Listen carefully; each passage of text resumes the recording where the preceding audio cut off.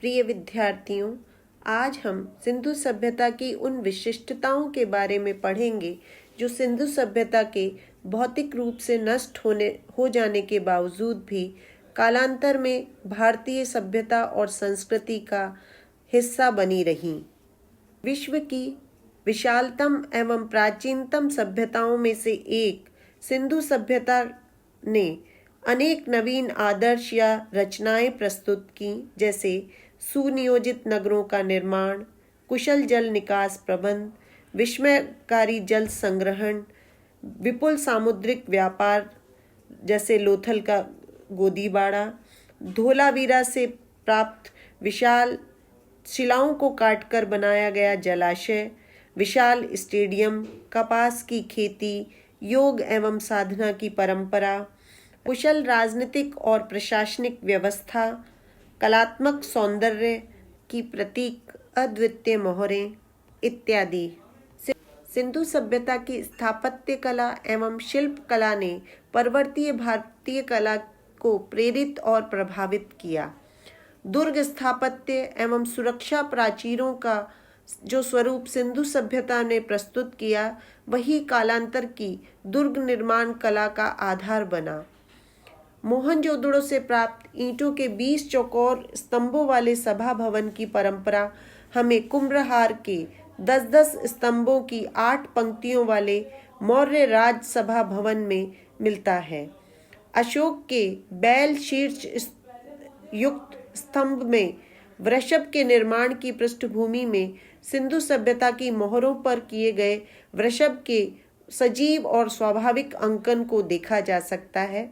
कुछ विद्वानों के अनुसार मौर्य एवं शुंग कालीन यक्षिणी की मूर्तियों में सिंधु सभ्यता की नर्तकी की प्रसिद्ध कांस्य मूर्ति की झलक दिखाई देती है।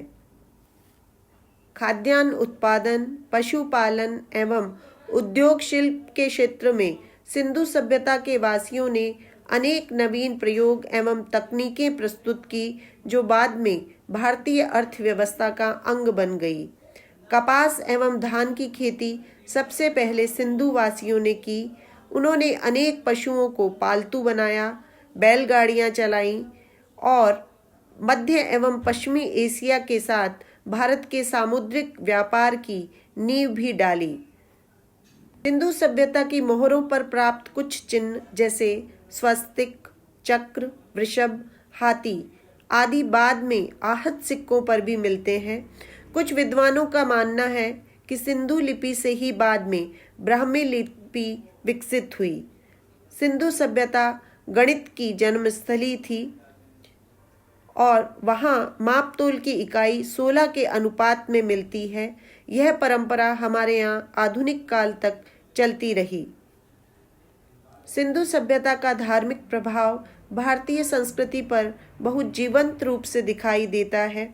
शक्ति पूजा या देवी पूजा की प्राचीनता सिंधु सभ्यता में मातृ देवी की उपासना में देखी जा सकती है। पशुपतिनाथ शिव हिंदू धर्म के प्रमुख देवता माने जाते हैं और सिंधु सभ्यता की अग्नि वेदिकाओं में याज्ञिक अनुष्ठान की परंपरा विकसित हुई जान पड़ती है।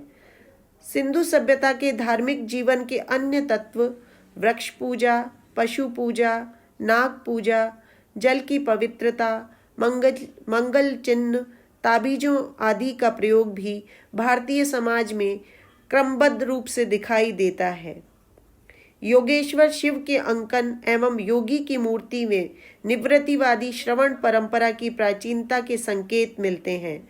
जॉन मार्शल के अनुसार सिंधु सभ्यता के लोगों के धर्म में अनेक ऐसी बातें हैं जिनसे मिलती जुलती बातें हमें अन्य देशों में भी मिल जाती है, किंतु आधुनिक युग के प्रचलित हिंदू धर्म से उनका भेद करना कठिन प्रतीत होता है। स्पष्ट है कि भौतिक रूप से सिंधु सभ्यता नष्ट हो गई, किंतु उसकी संस्कृति की अनेक विशेषताएं समय के साथ हमारी संस्कृति का हिस्सा बनी रही और किसी न किसी रूप में आज भी विद्यमान है।